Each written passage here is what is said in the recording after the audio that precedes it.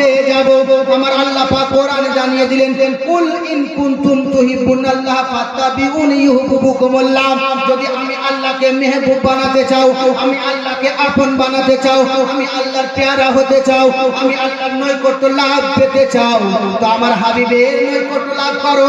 আমার হাবিবের হয়ে যাওয়া, আমি আল্লাহর হয়ে যাওয়া। কিন্তু আমরা হাবিবেরও হতে পারলাম, পেরেছি গো? আমরা কারো হতে পেরেছি?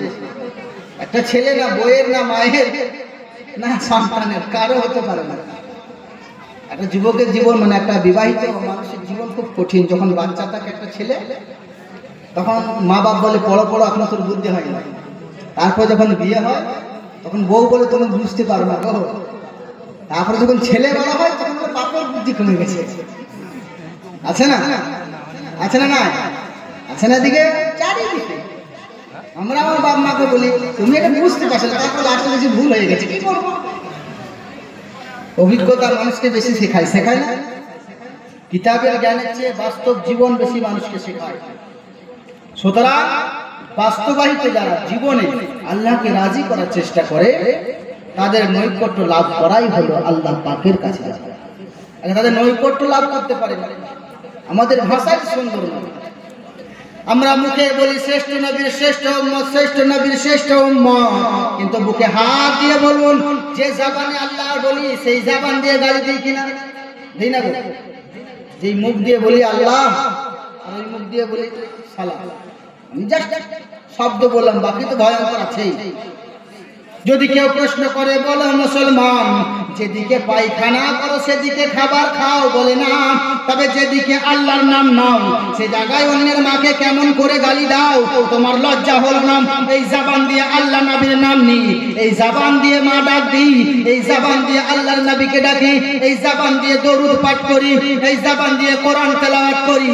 যে জবানে আল্লাহকে ডাকো, সেই জবানে গালি কেমন করে বের করো? যে জবানে আল্লাহকে ডাকো, সেই জবানে নোংরা ভাষা কেমন করে বের করো? তোমার মনে হলো না আমি যখন আল্লাহর কাছে কাঁদি, প্রার্থনা করি, আপনার কিনা মসজিদে গিয়ে একজন যুবক কাঁদছে, ওগো রব্বুল আলামিন, ওগো আকরামুল আকরামিন, মাবুদ গো ক্ষমা করে দাও, মাফ করে দাও। তুমি যদি ক্ষমা করে দাও, তুমি যদি ক্ষমা না করো, কার কাছে গিয়ে ক্ষমা চাইবো মাবুদ? আমার আল্লাহ বলেন, বান্দা চিন্তার কোনো কারণ নাই, আমি ক্ষমা করে দেব। তুই কাঁদ, তুই কাঁদ, তুই যত চাইবি আমি আল্লাহ তত খুশি হব। ফারিস্তা মসজিদ থেকে গিয়ে বলে, আল্লাহ গো এবারে মাফ করে দাও। কিন্তু মসজিদ থেকে বেরিয়ে আবার ভাষা খারাপ। আমার আল্লাহর ফারিস্তাকে আল্লাহ প্রশ্ন করে, ফারিস্তা রে, ওর চরিত্র দেখো, ও ভিতরে একরকম বাইরে একরকম, ওকে কোনো জানোয়ার বটে না, ও হলো আমার বান্দা। সে যদি একরকম দিলে আমি আল্লাহকে বসিয়ে রাখতো। মুসা নবীর উম্মতের কথা এই উম্মতের মনে নেই। জঙ্গলে যাওয়ার সময় একজন ফকিরকে নবী মুসা দেখতে পেলেন। মুসা নবী আলাইহিস সালামের কাছে ওই ফকিরটা আপনার কিনা বসে বসে জঙ্গলে বলছে, আল্লাহ যদি তোমাকে পেতাম তেল মাখায়া দিতাম, আল্লাহ যদি তোমাকে পেতাম গোসল করিয়ে, আল্লাহ যদি তোমাকে পেতাম ভালো করে শ্যাম্পু করে দিতাম, আল্লাহ তোমাকে খানা খাইয়ে দিতাম। এই আল্লাহ বলছে পাগল, আর আল্লাহ বলে শুধুমাত্র আল্লাহ আল্লাহ আল্লাহ করে কেটে যায়, আর বলে এই বুঝি আমি আল্লাহকে পাবো। নবী মুসা আলাইহিস সালাম এসে যখন হাজির হয়ে গেলেন, হাজির হয়ে যাওয়ার পরে বলছেন, কি ব্যাপার রে ও পাগল, তুই ভুল করেছিস। আল্লাহকে কি কেউ খেতে পারে? উনি তো নিরাকার। আল্লাহর চুলে কেউ তেল দিতে পারে? ওনার কোনো আকার নেই। ওই বুড়া ওখানে বছর ধরে পাগল কান্না করতে আরম্ভ করে, এত কান্না করে আল্লাহ পাক আপনার কিনা কান্নার জ্বালায় সহ্য না করতে পেরে আমার আল্লাহ বলছেন, ও মুসা, তুমি কেন আমার বান্দাকে কষ্ট দিলে? আল্লাহ কোন বান্দাকে তোমার কষ্ট দিলাম? বলে জঙ্গলে আসার পথে যেই বাচ্চাটাকে তুমি নিজে বললে যে আল্লাহ নিরাকার, তুমি কি জানো ও আমাকে কতটা ভালোবাসে? ও আমাকে শুধু আল্লাহ ছাড়া আর কিছুই তার মনে ছিল না, সব ভুলে গেছিল, খাওয়া দাওয়া ছেড়ে দিয়েছিল, ঘর বাড়ি ভুলে গেছিল, শুধুমাত্র তার কাছে আমি আল্লাহ ছিলাম। ওই আল্লাহর জায়গা সরিয়ে সে কান্না করে যায়, তুমি গিয়ে তাকে বারণ করো এবং তাকে তার মতো বলো। এইবারে ওখান থেকে নবী মুসা আসার পরে বলেন, ও পাগল, তুমি আল্লাহর জিকির করো, তুমি যা পাও তাই বলো। বলে আর বলা যাবে না।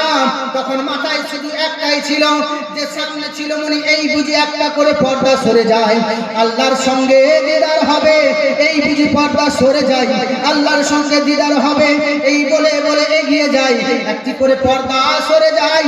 কিন্তু তুমি যখন টুকে দিলে আর পর্দা সরে না, আমি আবার জমিনে চলে এলাম, আমার মনে শুধু আল্লাহ ছিল, আর তোমার বলার কারণে আর আমার সামনে রইল না, আমি শুধু আল্লাহকে চিনেছিলাম, শুধু আল্লাহর জপে ছিলাম।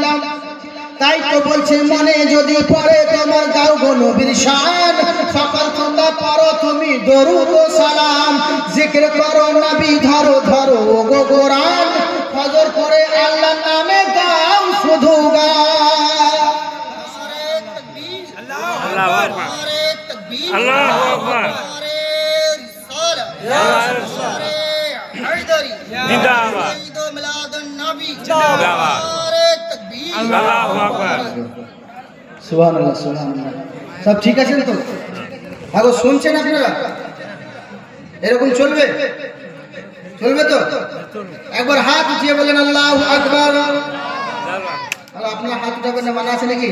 একবার বলেন ইয়া রাসূলুল্লাহ, নবী ছাড়া খোদা পাবি না, প্রিয় নবীকে ভুলে যেও না, নবী ছাড়া জান্নাত পাবি না, প্রিয় নবীকে ভুলে যেও না। আল্লাহ তাআলা বলেন কোরআনে, যা আছে আসমান ও জমিনে সব কিছু নবীর দিওয়ানা, প্রিয় নবীকে ভুলে